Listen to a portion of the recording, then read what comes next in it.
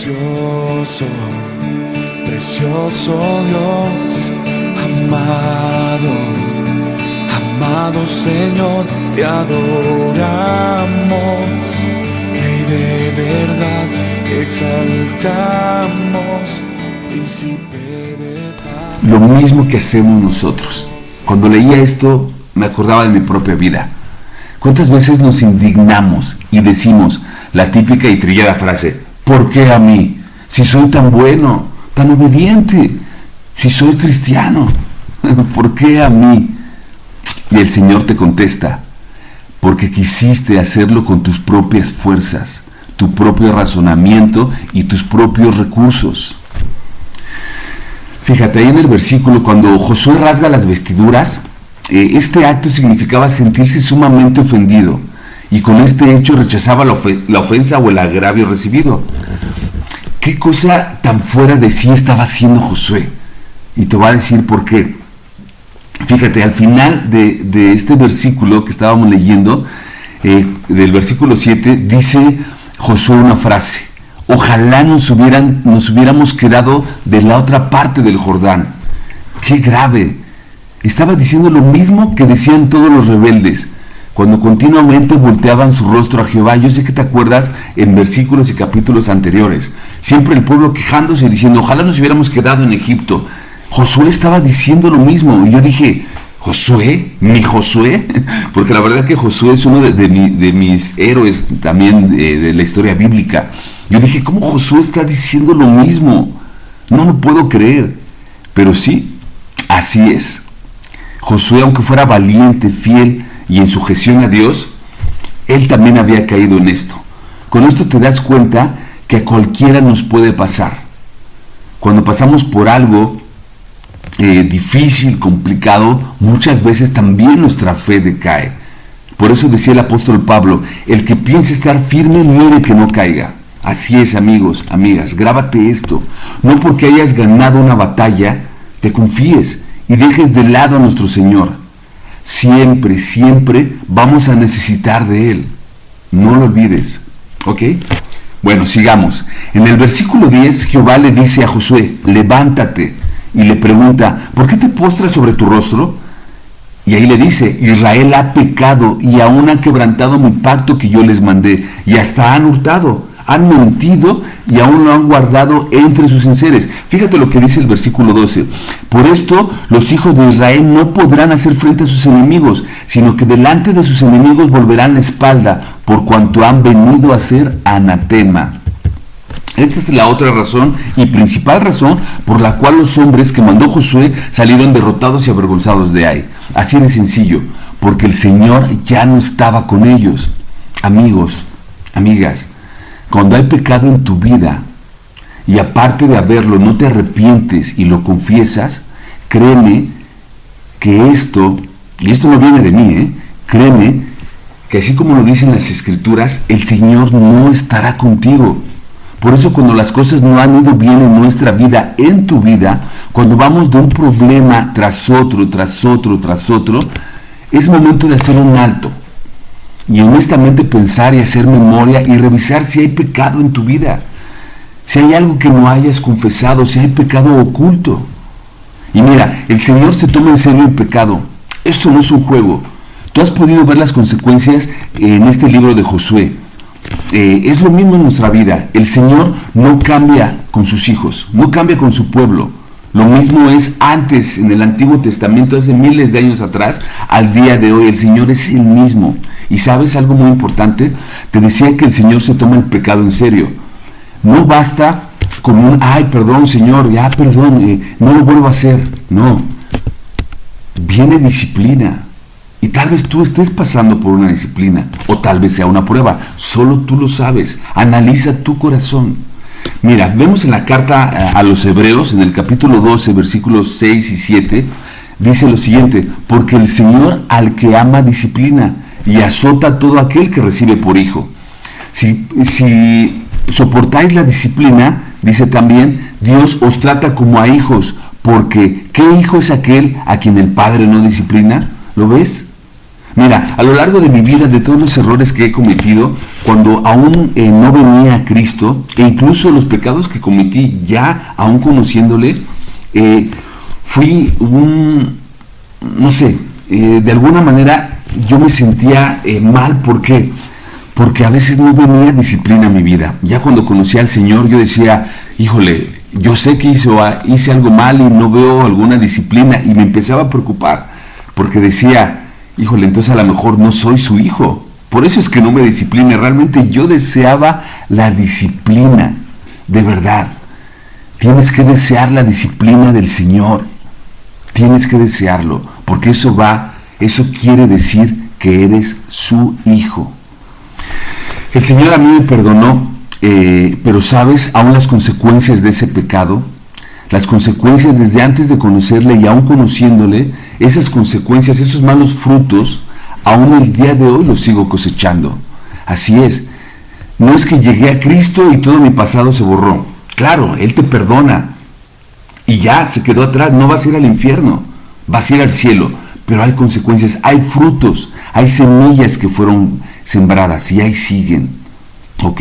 Lo que el Señor nos promete es su inquebrantable amor, su inquebrantable misericordia y gracia, pero en su inquebrantable justicia, las consecuencias y los malos frutos siguen cosechándose. Solo que ahora Cristo está con nosotros, Él está conmigo y está contigo. Su amor te da consuelo y Él te acompaña en medio del dolor que hay en esas consecuencias. Él sana tu corazón y trae reposo a tu alma, sabiendo que tus pecados ya han sido perdonados y pronto estarás con Él.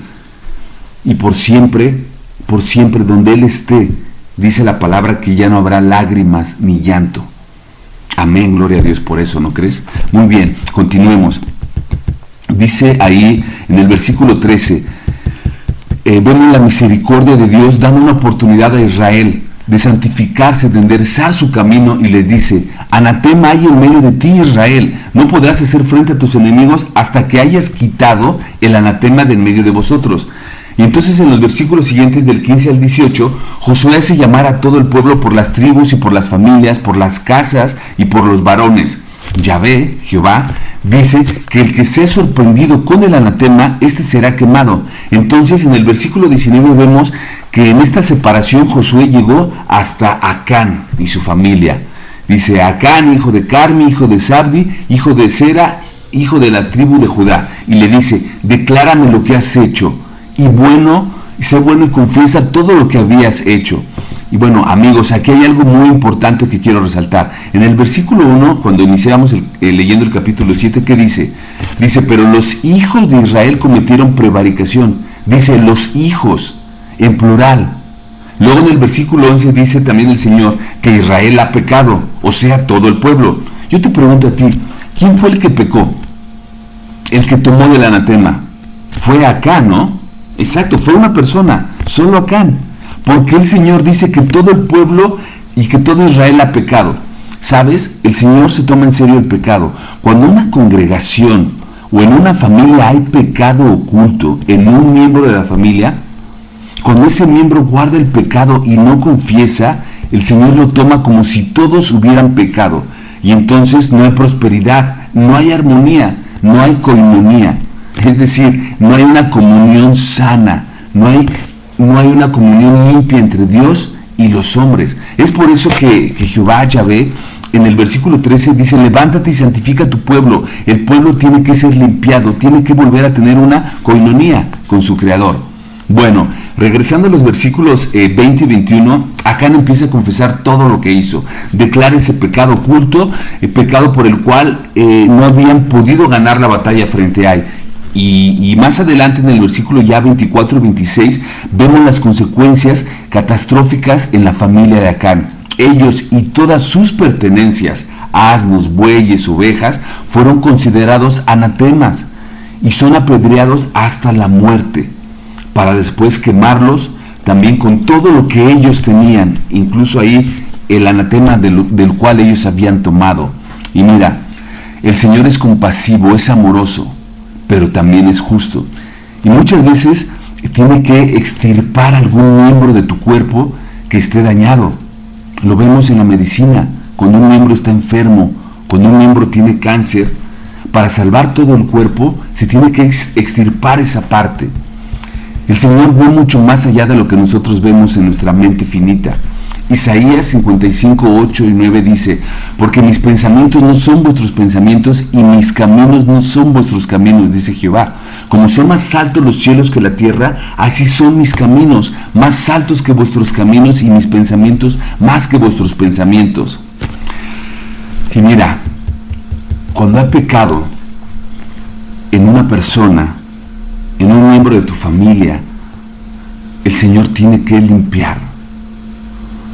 Cuando hay, como lo decíamos hace rato, cuando hay una enfermedad en ti, ese miembro, esa parte de ti tiene que ser quitada, porque si no va a consumir todo tu cuerpo y vas a morir. Así pasaba con el pueblo de Israel. Y así también hoy pasa con tu familia. Tú tienes como hombre, como cabeza de la familia, o como mujer, tal vez si tú estás enfrente de tu familia y no tienes esposo, tú debes santificar a tu familia para que haya prosperidad. Tienes que llevar la palabra a ellos, tienes que confesar si hay algo oculto, porque el pecado oculto no trae bendición. El pecado oculto trae ruina, trae muerte, trae frustración, tristeza, dolor, llanto.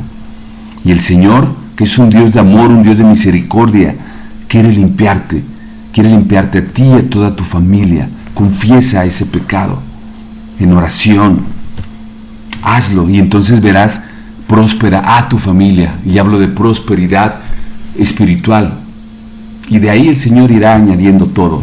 Y mira, quiero terminar con estas 3 frases. Número 1, no te confíes después de una victoria.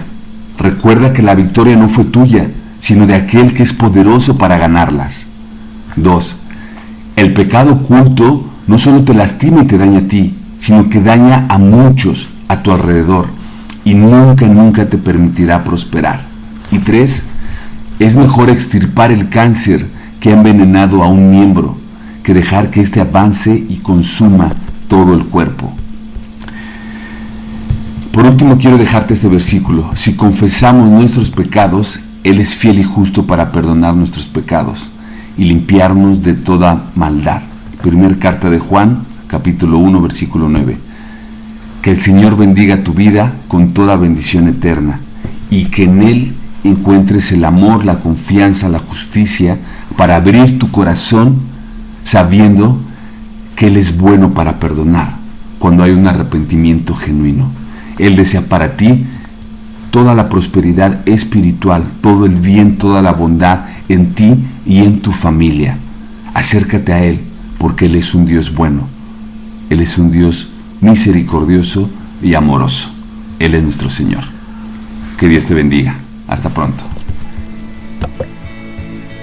Precioso, precioso Dios, amado, amado Señor, te adoramos, Rey de verdad, exaltamos, Príncipe